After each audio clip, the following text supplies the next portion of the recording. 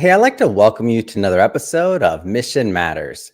My name is Adam Torres, and if you'd like to apply to be a guest in the show, just head on over to missionmatters.com and click on Be Our Guest to apply.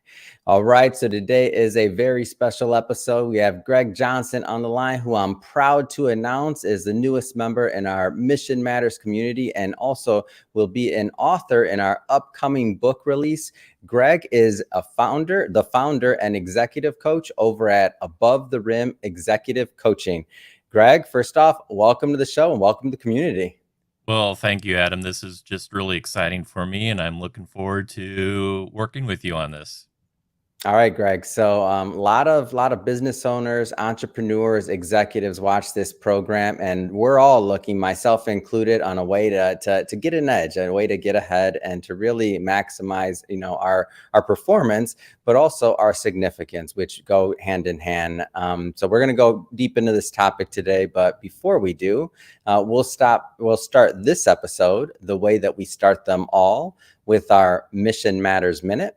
So, Greg, we at Mission Matters, we amplify stories for entrepreneurs, executives, and experts. That's our mission.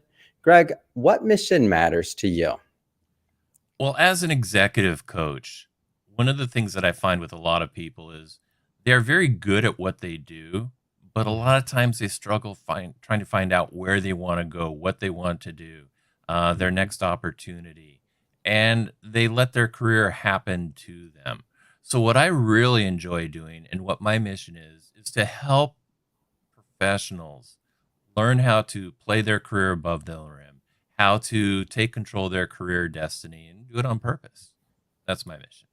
Yeah, it's great, and love having mission-based executives and entrepreneurs on the line to share, why they do what they do, how they're doing it, and really what we can all learn from that, so we grow together. So great having you on, and I guess just to get us kicked off here, so where did all of this start for you? Like, were you always an entrepreneur, the entrepreneurial type, or like, how did that happen for you? Um, I wouldn't say that I was always an entrepreneurial type, Yeah. but I've always been curious and I've always loved exploring opportunities. Mm. So I did have my own business after I came back from Japan. I was working with companies to help them enter the Japanese market. Another thing that I did was uh, well, with that situation, it was doing very very well until 9/11 hit, and that Mm. kind of collapsed that. And then after 2008, I was working with a company, Jaguar Land Rover. They relocated to the Mm. East Coast. My family didn't particularly want to relocate to the East Coast from Southern California. Mm. And at that point in time, I started working with a career coach. And then I really felt the calling to work with individuals. And it Mm. was that dream, that calling, so to speak, to do what I do that made Yeah. me jump out and be an entrepreneur. And that's where I got started on this. Mm. So I want to stay in those early days a little bit longer here because I know some Sure. people will watch this and they've never they've never worked with a career coach or an executive coach. They don't even necessarily know what that means. Maybe they've heard some stories, some other things. So let's take you back into the early days of when you worked with maybe your first coach. Like, did you immediately take to that process, or were you already adept and understood it, or like how did that piece come about? Well, that was actually a little bit of a complex process in that Mm. once I knew that my position was being relocated, I was Mhm. trying to figure out what did I want to do next, and I wasn't really sure what that looked like. And one of my thoughts was professional athletes, professional musicians, entertainers, they have coaches, they have agents. They're always looking for ways to improve their performance. And Mhm. so I had an opportunity to interview a few career coaches. I had an opportunity to work in a couple of environments where I had great exposure to some tremendous career coaches. So I Yeah. started working with some of them. And then as I was doing that, I started helping my friends. And in that process, I Mm. found it something that I just really love to do. So the Yeah. thought of, well, I want to be better. So why wouldn't I hire a coach? Hmm. And you mentioned that you'd worked with maybe multiple during that time. Did I hear that right? That is correct. Yes. Yeah. And what was kind of like that process like? Because I know that, and I don't mean their individual coaching styles, by the way, but I know that some people maybe they've even explored with a coach in the past, and they're like, it wasn't quite what I was expecting. But the way I see it, and I'll just talk about myself for a moment here, is that I've worked with different coaches along the way, and some, I always get something out of it. So I'm a huge fan of executive coaching. I mean, my audience knows that for sure. But sometimes you get one thing from one coach, you get something from another. So like, what was your experience like? Well, absolutely, that's true. And I think being able to work with a coach that identifies how you work, how you do things, Mhm. that's an individual situation that not every coach is for every person. Yeah. You really want to take some time and look into it. And the coaches that I found, some are very skilled and very helpful at certain Mhm. aspects. Others have their strengths in other areas, and Mhm. so I was able to cherry pick and learn a lot of different things from a number of them. Yeah.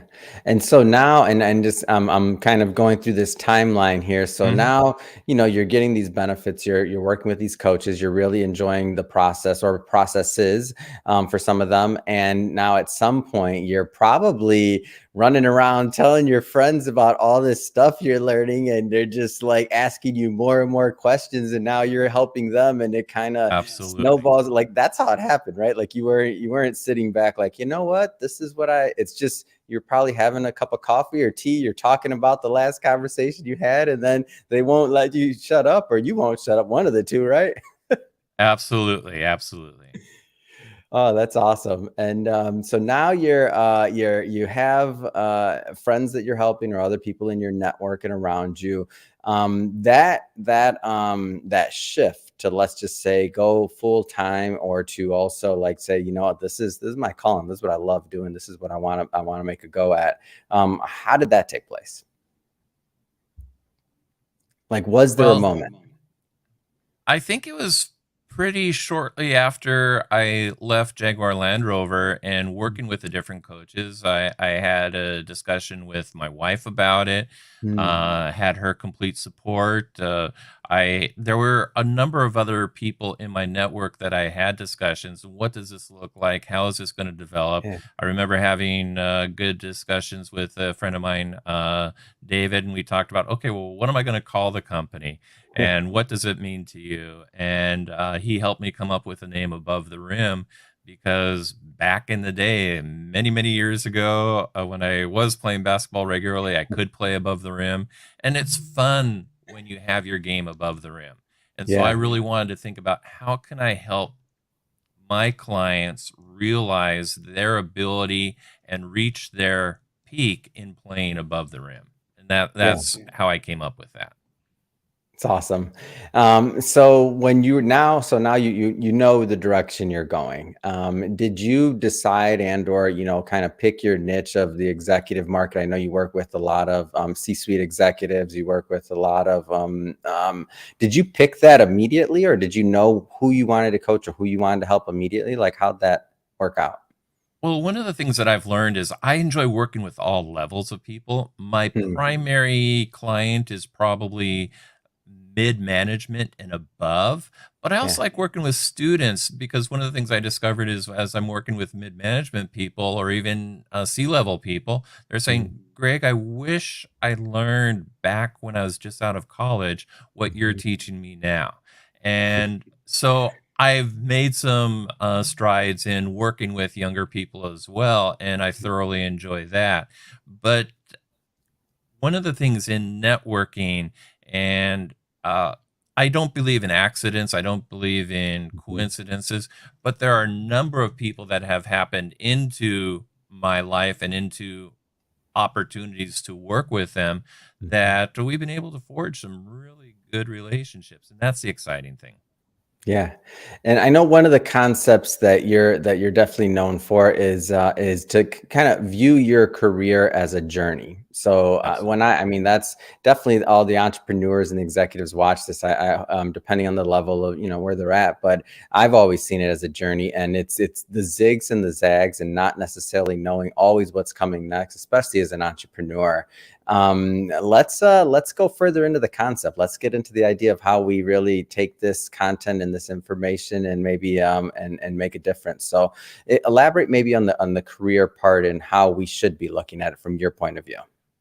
Well, a lot of people, they get their job and they start focusing on the day in, day out grind and what Mm. can I do to work and focus on what's right in front of me. Yeah. And they do very well at their work. But I kind of have an analogy. It's like someone who, if you're playing basketball and you're Hmm. dribbling up the court. When I coached my kids and taught them how to dribble, they would watch the ball while they're dribbling, but they Yeah. wouldn't see anything else. And so a lot of workers, they're watching the ball while they're dribbling. They're Mhm. watching their work, but they're not seeing anything else. And Mhm. suddenly they're trapped. They lose a job and they're wondering, okay, now what do I do? So Mm. being able to look up and see what's going on, being able to have an idea of this is what I really love to do, this is what I want to do. So Mhm. having that plan laid out. Mm. But along with that, it's really important to have that curiosity that Mm. as you meet people, you are exposed to new opportunities that were not on your radar. And that's Mhm. when your career can take a zig or a zag Yeah. and it becomes a very exciting opportunity. And that's Yeah. why the career is a journey. And I look at that journey, it's not just about what you're doing and what your successes are, but Mhm. who are you going along on that journey with? Mhm. How are you impacting them? How are they impacting you? And that's what this journey is really all about. Yeah. And I like that you mentioned that, by the way, that it doesn't always have to be a career transition from the standpoint of maybe a displacement or like a restructuring or something like that. Like it could be, based off of you being proactive and, being out there and networking or whatever. Like you said, no Absolutely. coincidences. You could have a huge opportunity that puts itself in front of you that you didn't even, maybe if you had your blinders on, you wouldn't even see, right? Absolutely. 100%. Oh, so I like to give, and obviously, like at the end of this, I'll give you an opportunity, website, all of that kind of stuff, so that our audience can follow up and connect. Because only so much of your methodology we're going to be able to cover in a podcast interview. But I do like our viewers and listeners to walk away with some tips and some things that are actionable. So let's maybe, and I know it's going to be different for every person. I understand that, but let's think about if somebody's never done any type of, let's say, executive coaching, and they kind of think that that they want to do it, but they kind of are uncertain. Like, how does somebody really know from your mind if they're ready to move forward with a coach? Well, that's a very interesting question. And how do you really know if you're ready to move forward? I think a lot of people don't think about the idea of having a coach. So Mm. they just think, okay, my career is what I do. It's Yeah. very natural for me to keep going with this. Mm. But they don't think about, okay, what more can I learn or how can a coach help Mm. me? And one of the things that I found in talking with people that have signed up with me is they said, well, I had this idea of what I might be able to accomplish. Mhm. But what really surprised me is there's so much more that I learned. There's so much more that I Yeah. got out of this. So I would encourage every professional to seek out coaches, to talk with them, and to look at what can I do. Is my career worth enough to invest Mm. in coaching to take myself to the next level? I'm Yeah. very good at what I do. Am I willing to be stretched? Am I willing to go places that might be a little bit uncomfortable Mhm. to see where that might take me? Yeah. So on my end, I know, and there's zero neuroscience behind what I'm about to say, Greg. This is just my opinion, but I feel like people are wired differently, and some of their motivations are different. So, like Absolutely. some people, when they're, there's a transition or something, and maybe they're going towards the proverbial maybe hitting bottom or something. They think, okay, I need help. I need a coach. Some people, when they're doing good, in my opinion, they're like, okay, I need a coach, like, because I want to maintain or I want to go further. I tend to be the one that if I'm doing good, I'm like, I'm looking for a coach. I'm like, okay, I might be breaking into a new level here if all goes right. So I need some help. I need a different vantage point. So that's on my end. In your experience, like, are there different stages or times and points when people should be looking for a coach? I think you're 100% right that people are wired differently. And the ones that are looking for a coach when they're on top, those are the Yeah. ones that are really kind of leading and proactively controlling their career destiny. Mm. When you wait till you're on the bottom, that's always a good time to hire a coach and work with a coach, but you have to do a lot of digging out at that time. And Yeah. that's when a lot of people are desperate. And are Mhm. you willing to open up and trust in the process of what that's going to take you through? That's a critical point to consider. So I do work with all stages, Mhm. but the people that are most effective are the ones who aren't feeling the need that, darn it, I need to do something now because Yeah. my career is in trouble. Yeah. What do you think holds back some of the people that, like, they're doing well, they've been doing well for a long time, who they, intuitively, a lot of people, let me say, many people understand the concept that elite athletes, whether you're Olympic level, professional or otherwise, all have coaches. So as what do you think holds back some of those elite entrepreneurs or executives that have been doing well, could be maybe doing better, but and probably think they know they need a coach because they can look at, Olympians and professionals, but they still haven't gone that next step. What do you think holds them back? I think part of it is getting into the daily grind of doing what they're doing and Mm, focusing on what's in front of them yeah. rather than focusing, picking their head up and looking at, okay, where's everything going? And that's a Hmm. tendency that a lot of people have. And, Yeah. you want to focus on what's in front of you to a large degree because you want to have success there. But you Hmm. want to be able to step back and plan. And so there's a lot of people that are very good at what they do, Hmm. but in part of doing very successfully what they are currently doing, that's kind of all encompassing. And Hmm. so, where's the bandwidth to start coaching? And that can be a challenge. Yeah. I can see that. So many irons in the fire, stretched thin, and Absolutely. you're taking care of your business, your employees, your department, your divisions, and the last thing you're thinking about is yourself, which is kind of counterintuitive. And I'm guilty of doing it too, so I'm not picking on anybody out there. It's counterintuitive, but ultimately, if you're out of that spot or not able to do what you need to do, then it kind of all suffers anyway. So it's a tricky balance. I get what you're saying. It is very tricky and it is counterintuitive, but being able to pull back and look at that Yeah. is where you can really take it to the next level. Hmm. So speaking of taking it to the next level, Greg, let's go further into your practice and your methodology. So above the rim executive coaching. Tell us more about the company. Well, I offer a number of different programs. I do one on one coaching, I do workshops, I do on demand. But primarily, what I really love to do is to help my clients take a deep dive into who they are. Why Mm, do they do what they do? Why do they want to do it? And where do they want to do it? I believe yeah. that if you are working 40, 50, 60, 70 hours a week, Mm, that's something you should be enjoying. yeah. A lot of professionals, they think, okay, the job, it's just, I need to get a salary and that's all I need. I need salary and benefits. I don't need to enjoy my work because it's work. But if you're Mm, going to spend that much time and you can enjoy it, isn't that going to be a much better experience? Would mm. you rather have an opportunity where it's exciting to wake up in the morning and go and do your work? Or do you want to begrudgingly have to go in every single day, push that boulder up the same hill every single day. Go home, that boulder rolls back down the hill, and you have to do Yeah. the same thing the next day. And that's how a lot of people feel about their career. Mm. Yeah.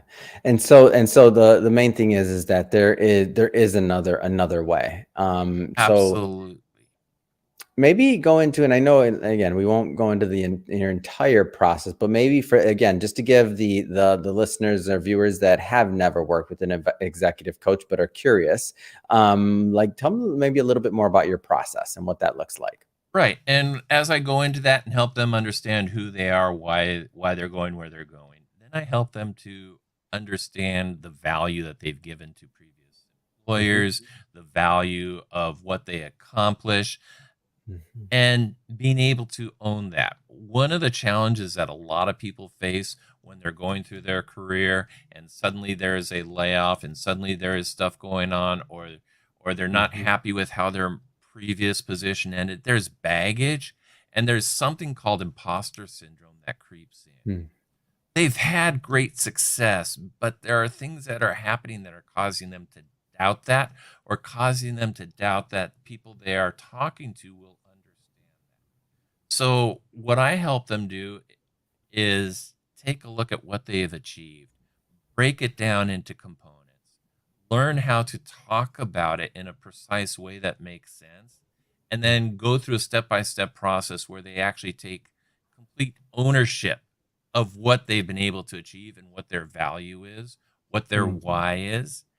Then, as they go through the process and even creating marketing collateral, so you're not relying Hmm. just on your resume, but there are so many different things you can use, such as executive bios, case studies, methodology one sheets, so white papers, special Hmm. reports.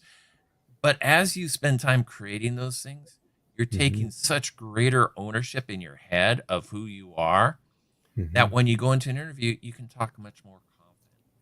And I've Yeah. had so many clients come back to me and say, Greg, the process that I went through, Hmm. it was stretching. It was at times painful. But at the end, being able to master those interviews and nail the interviews when the game is on the line and stop shooting air balls when the game is on the line, that has been so impactful and it's helped me in so many different ways. And that's one of the things I love when they come back to me and say, Greg, it worked. Yeah. That's awesome. And that's got to be the gratifying part of finishing a process. Because what I find is that, especially for good or great executive coaches, like it's a give and take. So meaning, just like it's a stretching process for every client or every Yes. person that you work with, it's a stretching process. Like there's also a certain amount of stretching that goes on from the coach's point of view, because every person, whether their emotional needs, they're like anything, their situation, their story, their baggage at times, right? Like the things that you have to take on as a coach, like that goes both ways. Am I off on that, or? It completely goes both ways. And the Yeah. wonderful thing is, I learned so much from the people Yeah. that I work with that it's constantly stretching me as well and Yeah. allows me to pivot and do things. So, I mean, I have learned so much from the Yeah. people that I've had the opportunity to work with. Yeah. It definitely goes both ways. Absolutely. Yeah, and I see that. And for anyone that's been, coaching for a certain amount of time and has had the opportunity to work with, elite individuals, I see that they just have a different energy, in my opinion, Yes. because of going through that process over and over and over again. You can't help but also get better yourself. So, good insight there. Thank you. So, what is so we're talking about, that's the one-on-one component of this. So what is this? You mentioned they come back to you. So how long is typically an engagement in turn? And I know it could vary, but like in general, how long is a typical engagement that somebody works with you? A typical engagement, one on one, is generally 6 to 8 months. Mhm.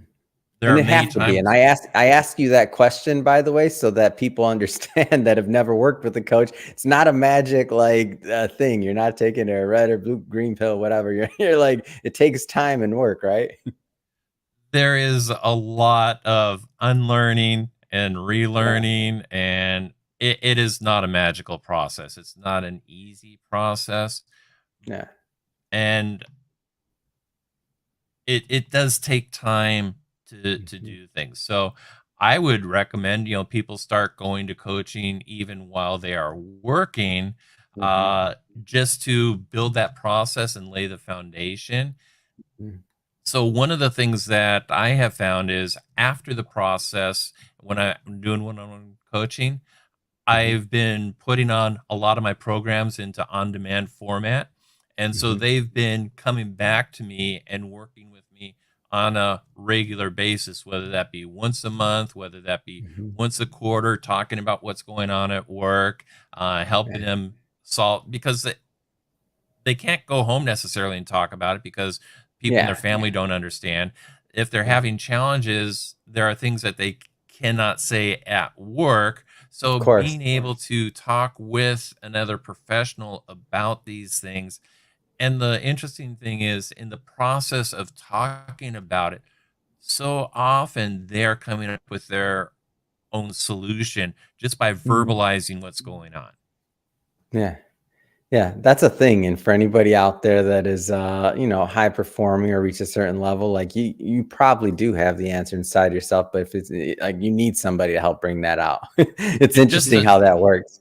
just a dialogue going back and forth with that really helps. So yeah, they're Yeah. coming back and they I have networking meetings in the Mm. evening that they can attend. So a lot of them that work with me through that long process, or I Mhm. also have a an accelerated boot camp where they take everything that I do in 4 to 6 months and they do it in a extremely tight, busy 8 weeks. It's a Yeah. very challenging program. And once they finish that, they often uh, go into what I call the alumni program, where Mm. they have access to continued access to the material, access to the new materials, the networking events, and keep Mm. that synergy going of constantly keeping your eyes off the ball, but keeping your eyes open to see where the opportunities are. Mm. Doing that consistent, proactive networking with curiosity so that Mhm. suddenly when an opportunity comes up, they can explore that and have those fun zigs in their journey. Yeah. Yeah, and that makes total sense, and it's great that you have also that community component on the back end in terms of the networking and otherwise, because I mean, if we were thinking about the gym or something, it's pretty common sense. You have this goal, whether it's to lose weight, get in shape, whatever your goal was, and then okay, you hit your goal, and then you're like, all right, I'm not gonna go to the gym anymore. I'm done. I already hit my goal. All right. Like, what do you think's gonna happen, right? Exactly. Oh, that's awesome. Is there go a little bit further. You did mention the online component, but go a little bit further into like what that entails because I know a lot of individuals that the on demand, post pandemic and even maybe before that was just getting more and more popular to make things more accessible when people are, available. And I feel like that expands the market. So of people that can benefit from your work. So tell us a little bit more about that. Go a little further. Absolutely. Well, when the pandemic hit, I started doing live workshops Mm, and had great success, but I was limited to what I could do because I had to be there each and every workshop. yeah. And there was limited amount of actual work that they could do in the workshop because there was a lot of content being delivered and Yeah. helping people move through the process. So starting last year, I started converting all of my information into actual on demand content. And this Mm, has really been quite exciting because people can go through it at their pace. They can um, take the some people actually put it at 1.5 times the speed, speed it up so they yeah. go through it a little bit quicker. They stop, they pause, they take notes, they review it. By having everything broken up into segments, into bite-sized Mm. chunks, it makes it easier for them to process it on their schedule when they can do it, but also easily go back and review it to help them with the process. And that's been a huge advantage.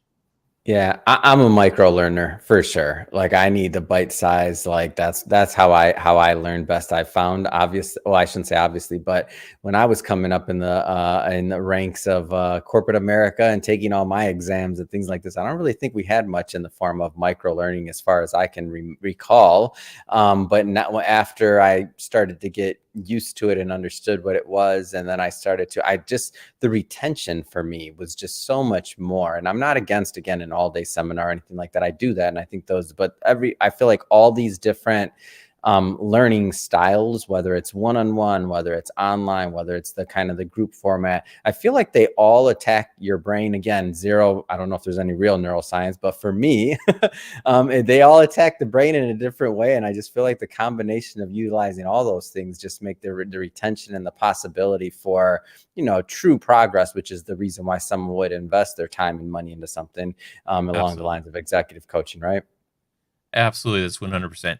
Everyone learns differently. Yeah. So being able to put it in a way that allows them to get things visually, auditorily, tactily, Mhm. giving them a step-by-step process where they can actually work through it themselves, see that, Yeah. go back and review it.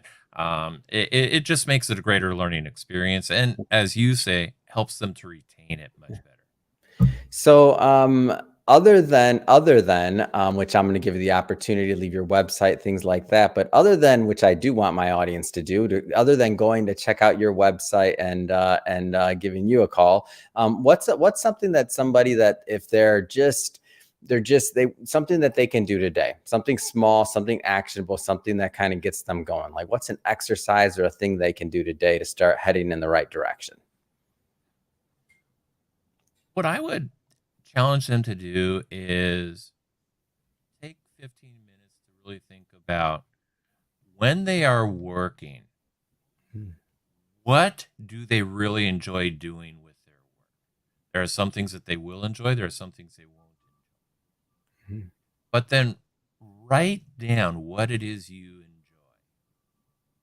And then what is a process you go through and think about that and kind of jot down some ideas. Hmm. And then with that, think about when was the first time I really discovered when the light bulb flashed on and said, Hmm. wow, I really enjoy this. And start thinking about why you're doing what you're doing. That would be a great exercise just to sit down and think about. Yeah, that's a good one. All right. As I mentioned in the beginning of this interview, so Greg is, and I'm happy to announce, an author in one of our upcoming books, of our best-selling business leaders books. And we're not going to go too far on this today, Greg, and this is intentional. So for everybody listening and watching to this, the reason why we're not is because we will be bringing Greg back on for a part 2 of this interview. But we do want a little teaser. And when Greg does come back on the show, the book will already be live and out there and launched. But keeping it high level, Greg, what are some of the things that you plan to present in the upcoming book?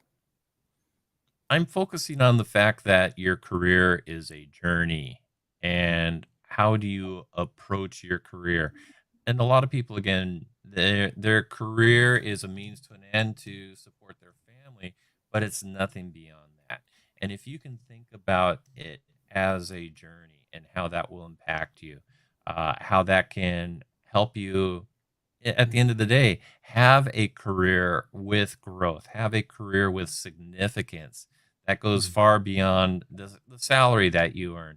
How are you just impacting people? And so Mhm. that's what I'll be getting into. Fantastic.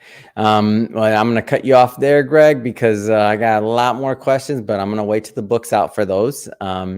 So that being said, I mean, you got a lot going on above the rib, executive coaching. Got this book coming out, of course. I just have to ask, I mean, what's next? What's next for you? What's next for your firm? What's next is finishing getting all my products, my programs on in the on demand.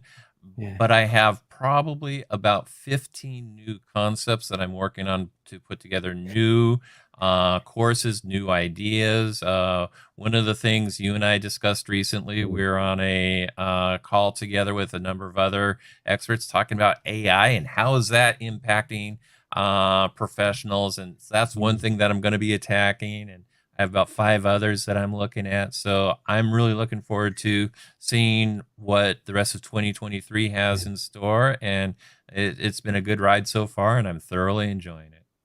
Fantastic. And if somebody's listening to this and they want to follow up and learn more about working with you and your team, what's the best way for them to do that? There are 2 good ways to do that. Number 1, my website is abovetherim.us. Mhm. Another good way is to find me on LinkedIn. Yeah. And my LinkedIn URL is very easy to remember. All you need to remember is Greg L. Johnson. So it's www.linkedin.com/in/Greg L. Johnson, and connect with me. I do ask that you know my email address, but it's very easy to find that. It's on the Yep. About section of my profile. Yeah, fantastic. And we'll put, by the way, so we'll put the links to your website, of course, and your LinkedIn profile in the show notes so that our audience can just click on the links and head right on over. And speaking of the audience, if this is your first time with Mission Matters or listening to an episode or engaging with the platform, we're all about bringing on business owners, entrepreneurs, executives, and experts and having them share their mission, the reason behind their mission, and what we can all learn from that so we all grow together. The whole point of the Mission Matters platform is for us all to grow together. If that's the type of content that sounds interesting or fun or exciting to you, we welcome you. Hit that subscribe button because we have many more mission-based individuals coming up on the line, and we don't want you to miss a thing. And Greg, really, it has been a pleasure. Thanks again for coming on the show. Thank you, Adam. I very much enjoyed it.